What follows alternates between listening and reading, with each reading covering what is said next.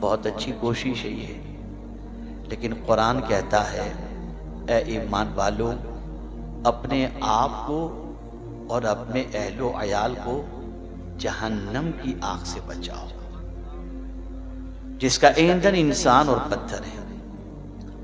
میں آپ سے پوچھنا چاہتا ہوں، کیا کبھی ہم نے اپنے بچوں کو یا خود کو جہنم کی آگ سے بچانے کی کوشش کی؟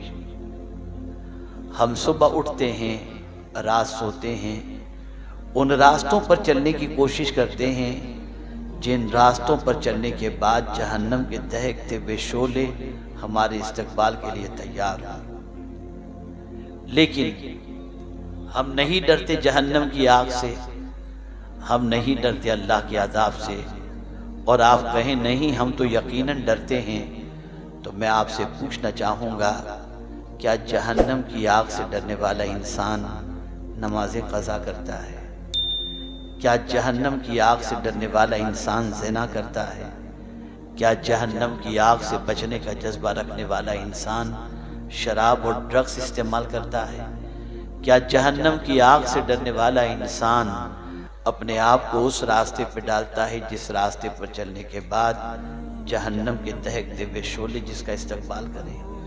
نہیں، ہم دیکھیں یہ مجمع ہمارے سامنے ہے، میرے پیارے آقا صلی اللہ تعالی علیہ وسلم کے پیارے دیوانوں، یہ جتنے حضرات اس وقت میرے سامنے بیٹھے ہیں، میں ان سے ایک سوال پوچھنا چاہوں گا، کبھی آپ کے ذہن میں یہ بات آئی کہ میرا اٹھنے والا کوئی قدم ایسا تو نہیں ہے جو غلط راستے کا ہو؟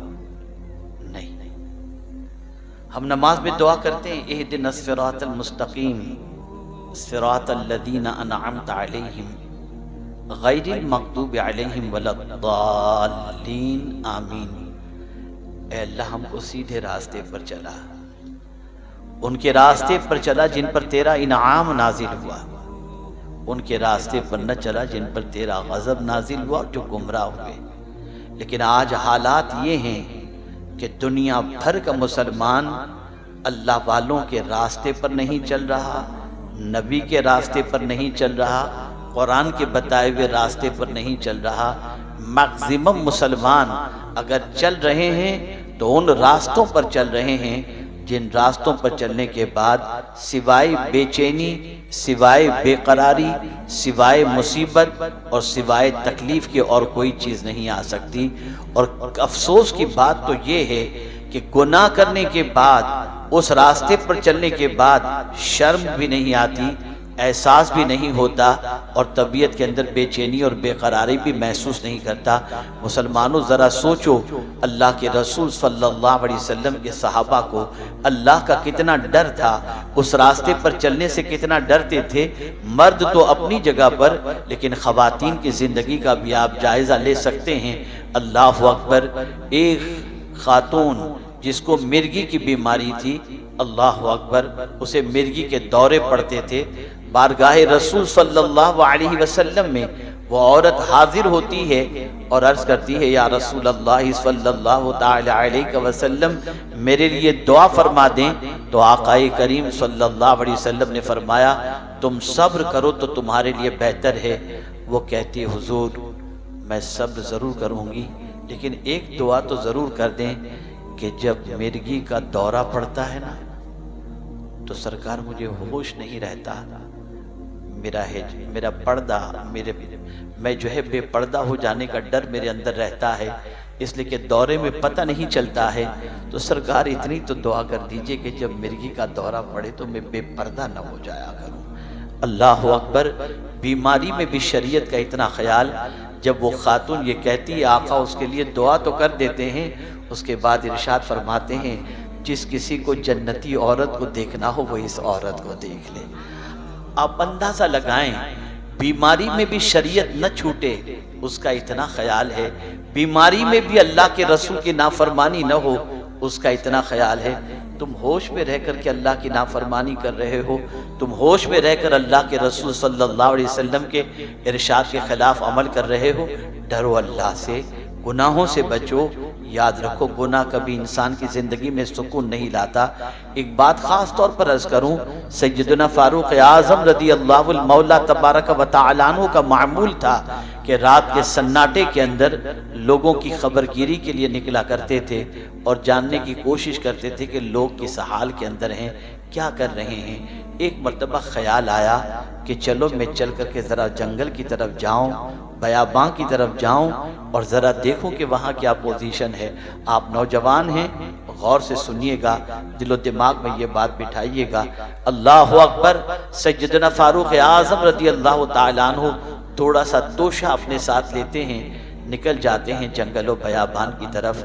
جب جاتے ہیں تو دیکھتے ہیں ایک نوجوان بکریاں چرا رہا ہے۔ فاروق اعظم نے اسے دیکھا، جتنا کھانا تھا وہ تو ختم ہو چکا تھا۔ نوجوان سے فاروق اعظم نے کہا، میں مسافر ہوں، بھوک لگی ہے، کسی بکری کا دودھ دو کر کے مجھے پلا دو تاکہ میری بھوک مٹ جائے۔ نوجوان نے جواب میں کہا، حضور یہ بکریاں میری نہیں، اے مسافر یہ بکریوں کا میں مالک نہیں ہوں، اس کا مالک تو کوئی اور ہے، میں تو صرف بکریاں چرانے والا ہوں، اپنے مالک کی اجازت کے بغیر میں تمہیں بکری کا دودھ دو کر کے نہیں دے سکتا۔ اتنا سننا تھا کہ اسے نہیں معلوم تھا کہ یہ بات امیر المؤمنین کے سامنے وہ کہہ رہا ہے۔ فاروق اعظم نے محسوس کر لیا کہ یہ پاکیزہ کوئی نوجوان ہے، نیک نوجوان ہے۔ فاروق اعظم نے اس کا امتحان لیا اور ارشاد فرمایا، اتنا بڑا بکریوں کا ریوڑ ہے، ایک بکری کا بچہ مجھے دے دے، میں ذبح کر کے اسے کھا لوں گا، تجھے اچھی قیمت دوں گا، اور اگر تیرا مالک تجھ سے پوچھے کہ بکری کا ایک بچہ کم کیسے ہوا تو کہہ دینا کہ بھیڑیے نے کھا لیا۔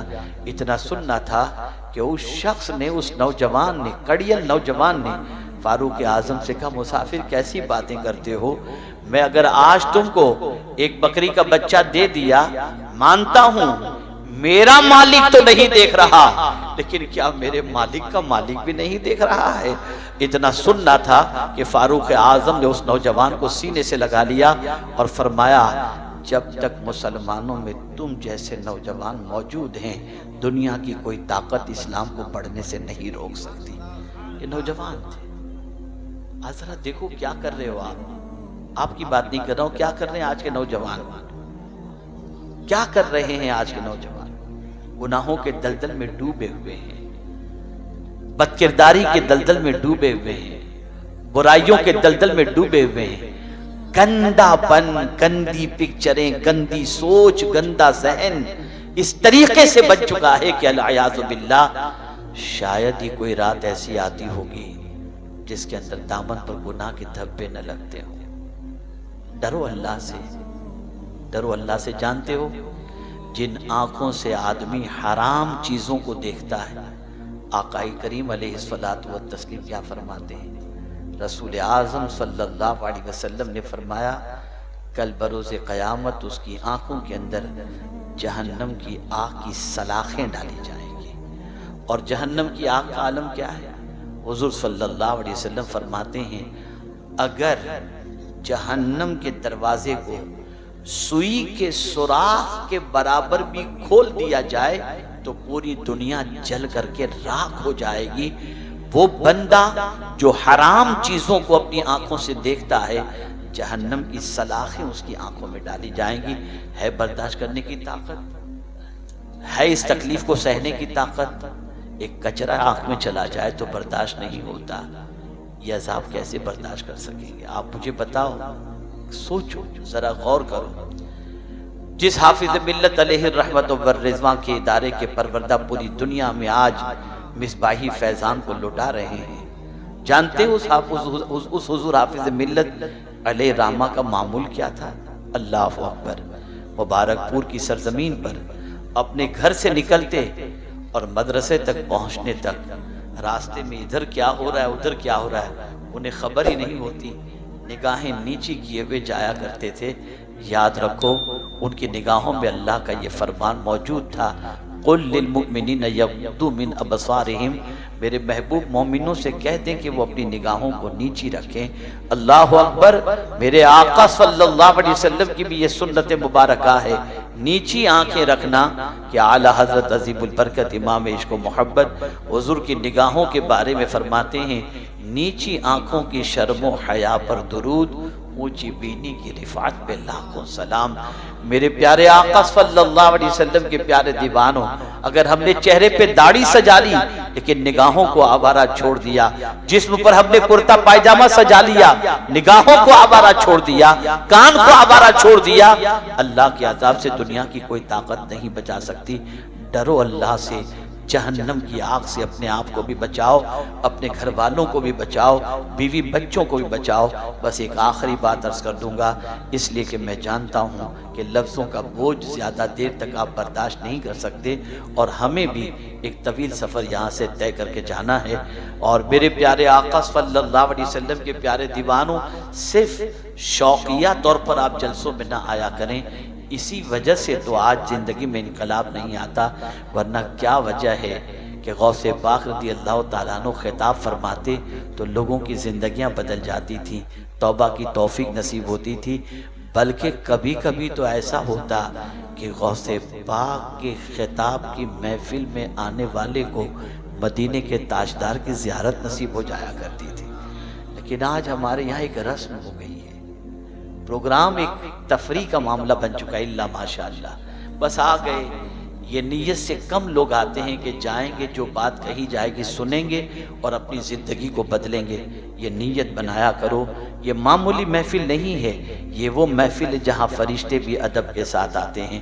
میرے پیارے آقا صلی اللہ تعالی علیہ وسلم کے پیارے دیوانوں، عرض یہ کر رہا تھا، خود کو بھی جہنم کی آگ سے بچانے کی کوشش کرو اور اپنے اہل و عیال کو بھی جہنم کی آگ سے بچاؤ۔ ایک بات زندگی پر یاد رکھنا، آج جو ابھی آخری بات میں کرنے جا رہا ہوں قرآن کی روشنی میں، اگر آپ نے اس بات پر عمل کیا تو یوٹیوب کے تو آپ سب شوقین ہیں، اور یوٹیوبر کی یہاں یوٹیوب چینل والوں کی تو لائن لگی ہوئی، گنا نہیں جا سکتا کتنے چینل والے ہیں۔ لیکن میں آپ سے پوچھنا چاہتا ہوں کہ یوٹیوب پر آپ روز دیکھتے ہوں گے مالدار بننے کا نسخہ، کروڑ پتی بننے کا نسخہ، یہ دو چیزیں کر لو تو پیسہ رکھنے کی جگہ نہیں ہوگی، یہ یوٹیوب پر آپ دیکھتے ہوں گے۔ میں آج آپ کو قرآن کا ایک نسخہ مالدار بننے کا دیتا ہوں۔ مالدار بننا ہے نا، کسی اور کا قول نہیں ہے، کسی اور انسان کا قول نہیں ہے، یہ پروردگار کا فرمان ہے، اور اللہ جو فرماتا ہے وہ حق فرماتا ہے۔ میرا رب فرماتا ہے وَأْمُرْ أَهْلَكَ بِالصَّلَاةِ وَاسْتَبِرْ عَلَيْهَا لَا نَسْأَلُكَ رِزْقًا نَحْنُ نَرْزُقُكَ۔ اللہ فرماتا ہے اپنے گھر والوں کو، اہل و عیال کو نماز کا حکم دو، اور تم بھی نماز پر قائم رہو۔ میں تم سے روزی نہیں مانگتا، میں تم کو روزی عطا کروں گا۔ روزی عطا کرنے کا وعدہ اللہ فرما رہا ہے کن کے لیے؟ جو خود بھی نماز قائم کرتے ہیں اور اپنے اہل و عیال کو بھی نماز کا حکم دیتے ہیں۔ آقا کریم صلی اللہ علیہ وسلم نے دعا فرمائی، اے اللہ 3 قسم کے لوگوں کے گھروں کو ہرا بھرا رکھنا، ان میں سے ایک وہ شخص جو اپنی بیوی کو نماز کے لیے اٹھائے، اور جو بیوی اپنے شوہر کو نماز کے لیے اٹھائے۔ حضور دعا فرماتے ہیں اللہ اس کے گھر کو ہرا بھرا رکھنا۔ آپ ہر ایک کے تعویذ پر بھروسہ کر لیتے ہو، ہر ایک کے وظیفے پر بھروسہ کر لیتے ہو، ٹھیک ہے، اللہ والا اگر کوئی چیز دے رہا ہے اس کی تاثیر ہوتی ہے، لیکن حضور سے بہتر تو کسی کا فرمان نہیں ہو سکتا، اللہ سے بڑا تو کسی کا فرمان نہیں ہو سکتا۔ ذرا اس پر بھی عمل کر کے دیکھیں، اور اس کو بھی اپنی زندگی میں نافذ کر کے دیکھیں، انشاءاللہ آپ کی زندگی سنور جائے گی، آپ کو دنیا اور آخرت کی نعمتیں نصیب ہو جائیں گی۔ اور اسی کے ساتھ ساتھ میرے پیارے آقا صلی اللہ علیہ وسلم کے پیارے دیوانوں، یہ شعبان المعظم کا مہینہ ہے، اور یہ مہینہ آیت درود کے نزول کا مہینہ ہے، اور رسول اعظم صلی اللہ علیہ وسلم اس ماہ مبارک کے بارے میں فرماتے ہیں شہر المطہر، یہ پاک کرنے والا مہینہ ہے۔ اس مہینے میں توبہ کرو، استغفار کرو، اللہ سے معافی مانگو، گناہوں سے بچو۔ حالات پوری دنیا کے ہماری نگاہوں کے سامنے ہیں، ہمیں جھنجھوڑ رہے ہیں۔ سدھر جا مسلمان، سنبھل جا مسلمان، بدل جا مسلمان، سیدھے راستے پر آ جا مسلمان۔ لیکن پھر بھی مسلمان اپنی زندگی کو سنوارنے کے لیے تیار نہیں۔ بدل ڈالو اپنی زندگی کو، غلط روی سے منازل کے بہت پڑتے ہیں، مسافروں رویش کارواں بدل ڈالو۔ زندگی اچھی کر لوگے، حالات اچھے ہو جائیں گے، زندگی بری کرو گے، حالات برے ہو جائیں گے۔ عادات اچھی ہوں گی، حالات اچھے ہوں گے، عادات بری ہوں گی تو حالات برے ہوں گے۔ میرے پیارے آقا صلی اللہ علیہ وسلم کے پیارے دیوانوں، یہ اصلاح معاشرہ کے نام سے محفل ہے۔ آپ کو اپنے معاشرے کی بھی اصلاح کرنی ہے اور اپنی ذات کی بھی اصلاح کرنی ہے۔ اگر آپ آئے، رات بھر آپ بیٹھے، ابھی تک یہاں پر بیٹھے، محب گرامی حضرت مولانا سید امین القادری صاحب کا درد بھرا ولولہ انگیز بھی خطاب آپ نے سماعت فرمایا، اور اسی کے ساتھ ساتھ حضور محقق کے مسائل جدیدہ سے بہت سارے مسائل بھی آپ نے سنے، نعتیں بھی سنی، باتیں بھی مدینے والے کی سنی۔ لیکن اگر جانے کے بعد آپ کی زندگی میں کوئی فرق نہیں پیدا ہوا، کہ آپ کے اندر نماز کی تڑپ پیدا نہیں ہوئی، گناہ سے بچنے کا جذبہ پیدا نہیں ہوا، تو مجھے بتاؤ اتنا لمبا سفر طے کر کے اس محفل میں آنے کا مقصد کیا تھا؟ لیکن اگر آپ بدل گئے، توجہ چاہوں گا جملے پر، اگر آپ بدل گئے، آپ نے اللہ کی طرف اپنے آپ کو جھکا دیا، اللہ کی بارگاہ میں جھکا دیا، اللہ کی طرف رجوع کر لیا، رسول رحمت صلی اللہ علیہ وسلم کی طرف رخ کر لیا، مدینے کی طرف، تو جانتے ہیں کیا ہوگا؟ شیطان جو ہے نا جل کر کے راکھ ہو جائے گا، اور مدینے کے تاجدار خوشی سے ان کے چہرے پر مسکراہٹ آ جائے گی۔ اب آپ پر ہے شیطان کو راضی کرنا ہے یا حضور کو راضی کرنا ہے۔ اگر حضور کو راضی کرنا ہے تو گناہوں سے رشتے کو توڑو، توبہ کرو، معافی مانگو اللہ کی بارگاہ میں، اپنی زندگی کو سنوارو، اپنی آخرت کو سنوارنے کی کوشش کرو۔ اور یہ جملہ یاد رکھنا، پہلی ذمہ داری یہ ہے ہم خود کو جہنم کی آگ سے بچائیں اور اپنے اہل و عیال کو جہنم کی آگ سے بچائیں، جس کا ایندھن انسان اور پتھر ہے۔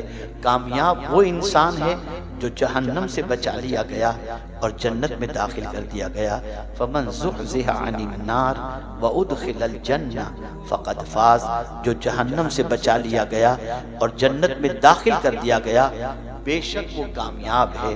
ہم موت پر یقین رکھتے ہیں، ہم میں کا کوئی انسان نہیں جانتا کل جو سورج طلوع ہوگا وہ ہم دیکھ پائیں گے یا نہیں دیکھ پائیں گے۔ آج ہم سے اللہ حساب نہیں لے رہا، لیکن ہمارا حساب اللہ قیامت میں لے گا۔ اللہ حساب لے اس سے پہلے ہم خود اپنا حساب لے لیں، اور اس دنیا کے اندر نیکی کے لیے اللہ نے بھیجا ہے تو نیک کام کر کے اللہ کو راضی کرنے کی کوشش کریں اور رسول رحمت صلی اللہ علیہ وسلم کو خوش کرنے کی کوشش کریں۔ یہ ہمارے منتظمین، یہ کمیٹی والے حضرات اتنی بڑی محفل کیوں سجائے؟ آپ کو کیوں مدعو کیا؟ آپ کے لیے کیوں اہتمام کیا؟ ہم لوگوں کو کیوں بلایا؟ آپ کے بھلے کی خاطر کہ کچھ اللہ رسول کی باتیں آپ کے دل و دماغ میں پہنچ جائیں، جس کی وجہ سے آپ کی زندگی بدل جائے، آپ کی عادتیں بدل جائیں۔ تو میرے پیارے آقا صلی اللہ علیہ وسلم کے پیارے دیوانوں، اپنے آپ کو چینج کرو، اپنے آپ کو بدلو، اور مچھر سے تو بچنے کی کوشش کرتے ہو، جہنم سے بھی بچنے کی کوشش کرو اور اپنے بچوں کو بچانے کی کوشش کرو۔ مچھر کاٹ لے گا تو ہم اس کا علاج کرا سکتے ہیں، جہنم میں اگر اللہ نے ڈال دیا، اللہ نہ کرے، تو کون اس کا علاج کرے گا؟ کون بچائے گا؟ اللہ اکبر۔ میرے پیارے آقا صلی اللہ علیہ وسلم کے پیارے دیوانوں، اس لیے اگر قرآن کا مطالعہ کریں تو آپ کو پتا چلے گا انبیاء کی دعاؤں کے اندر جہنم سے بچنے کی دعا نظر آتی ہے۔ ربنا آتنا فی الدنیا حسنہ وفی الآخرۃ حسنہ وقنا عذاب النار۔ ہر رمضان کے اندر تراویح کی 4 رکعت کے بعد ہم اللہ کی بارگاہ میں دعا دعا کرتے ہیں سبحان الملک القدوس سبحان ذی الملک والملکوت سبحان ذی العزت والعظمت والہیبت والقدرت والکبریاء والجبروت سبحان الملک الحی الذی لا ینام ولا یموت سبوح قدوس ربنا ورب الملائکۃ والروح. اور اس کے بعد ہم پڑھتے ہیں اللہم اجرنا من النار اللہم اجرنا من النار اللہم اجرنا من النار یا مجیر یا مجیر یا مجیر. ہم یہ پڑھتے ہیں. اللہ اکبر. اعلی حضرت عظیم البرکت امام عشق و محبت نے فرمایا جو شخص اللہم اجرنا من النار کہتا ہے تو جہنم کے دہکتے ہوئے شعلے اللہ کی بارگاہ میں کہتے ہیں اے اللہ مجھے اس سے بچا لے. اللہ اکبر. بچنے کی دعا بندہ کر رہا ہے اور اس بندے سے جہنم اپنے آپ کو بچنے کی دعا کر رہا ہے. پتہ یہ چلا کہ میرے پیارے آقا صلی اللہ علیہ وسلم کے پیارے دیوانوں اللہ کی بارگاہ کے اندر جہنم سے بچنے کی دعا کرو جہنم سے پناہ مانگو. اللہ اکبر. اس کے شعلے بڑے خطرناک ہیں اس کا عذاب بڑا سخت ترین ہے. دنیا کا کوئی انسان جہنم کے عذاب کو برداشت کرنے کی طاقت نہیں رکھتا. ہم پیٹ کی آگ تو بجھانے کی کوشش کرتے. مجھے ایک واقعہ یاد آ گیا اتفاقاً. ایک بچی جو غربت کی چکی میں پیسی جا رہی تھی. اللہ اکبر. غریبی کی حال یہ تھا کھانے کے لیے گھر کے اندر کبھی ایک وقت کا ہوتا کبھی نہیں ہوتا. ایک دن شوہر گھر سے نکلتا ہے رات کو لوٹتا ہے تو اپنی بیوی سے اپنی بیوی کو کچھ پیش نہیں کر پاتا. کہتا ہے آج مجھے مزدوری نہیں ملی میں خالی ہاتھ لوٹا ہوں. بیوی نے کہا کوئی بات نہیں ہم صبر کر لیں گے پانی پی کر سو جائیں گے بچوں کو پانی پلا کر سلا دیں گے. دوسرے روز صبح واپس وہ بندہ نیک بندہ کاروبار مزدوری کے لیے نکلتا ہے. شام کو لوٹتا ہے تو خالی ہاتھ لوٹتا ہے. اس کے پاس کوئی چیز نہیں ہوتی. بیوی نے کہا کیا ہوا؟ کہا آج بھی مجھے مزدوری نہیں ملی کوئی کام نہیں ملا کہ مزدوری کروں مجھے مزدوری مل جائے. نہیں کچھ کام ملا. تیسرے دن جب وہ جانے لگتا ہے قربان اس خاتون کی عظمت پر وہ خاتون کے دل میں وسوسہ پیدا ہوتا ہے کہ کہیں میری محبت کی بنیاد پر میرا شوہر ایسا نہ ہو کہ بچے کی اور میری بھوک کو مٹانے کے لیے کوئی حرام کام کی طرف قدم بڑھا لے. اس نے برجستہ نکلنے والے شوہر سے کہا میرے شوہر سن لو ہم پیٹ کی آگ کو تو اپنے بجھا سکتے ہیں جہنم کی آگ کو نہیں بجھا سکتے. آپ جاؤ ضرور روزی مل جائے تو سبحان اللہ نہ ملے تو حرام مت کمانا.